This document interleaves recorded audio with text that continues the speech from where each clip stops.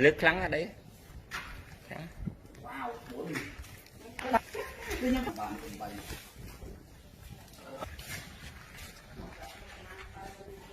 Khăn ở đấy.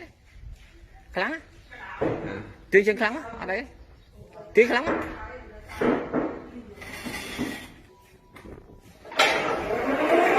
Một.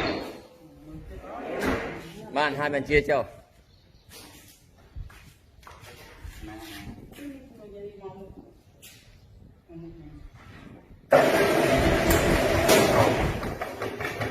Đây có gì?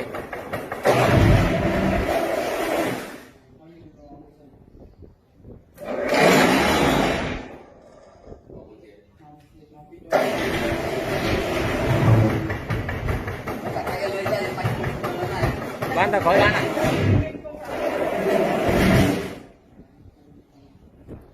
Coi nhá, không có.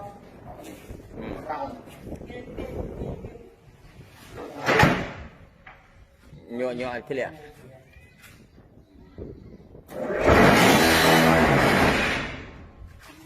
Chốc á.